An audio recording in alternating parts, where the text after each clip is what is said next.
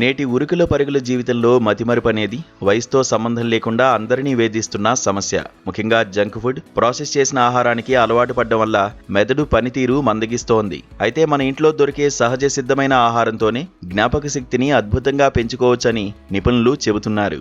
బయటి ఆహారంలో ఉండే ప్రిజర్వేటివ్స్, మితిమీరిన ఉప్పు, చక్కెర మెదడులోని నాడులను బలహీనపరుస్తాయి.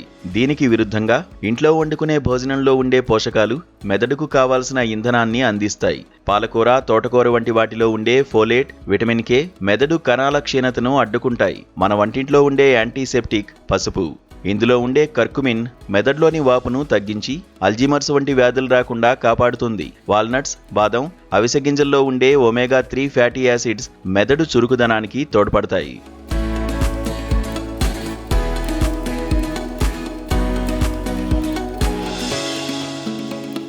రాగులు, జొన్నలు, సజ్జలు వంటి తృణధాన్యాల వల్ల మెదడుకు శక్తి నిరంతరాయంగా అందుతుంది. పేగు ఆరోగ్యం బాగుంటేనే మెదడు బాగుంటుంది. పెరుగులో ఉండే ప్రోబయోటిక్స్ ఒత్తిడిని తగ్గించి ఏకాగ్రతను పెంచుతాయి. మనం తీసుకునే ఆహారం కేవలం కడుపు నింపడానికే కాదు, అది మన ఆలోచన సరళిని, జ్ఞాపక శక్తిని కూడా నిర్దేశిస్తుంది.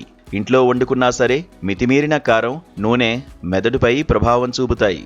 రోజు ఒక సీజనల్ పండు తినడం వల్ల మెదడుకు అవసరమైన యాంటీ ఆక్సిడెంట్స్ అందుతాయి. డీహైడ్రేషన్ వల్ల కూడా మతిమరుపు వస్తుంది. కాబట్టి రోజు సరిపడా నీరు తాగాలని వైద్య నిపుణులు సూచిస్తున్నారు. జ్ఞాపక శక్తి పెరగడానికి ఖరీదైన టానిక్లు అవసరం లేదు. మన ఇంట్లోని వేడివేడి ఇంటి భోజనమే మన మెదడుకు శ్రీరామ రక్ష. కాబట్టి బయట తిండికి చెక్ పెట్టి ఇంటి రుచులకు ప్రాధాన్యత ఇవ్వండి.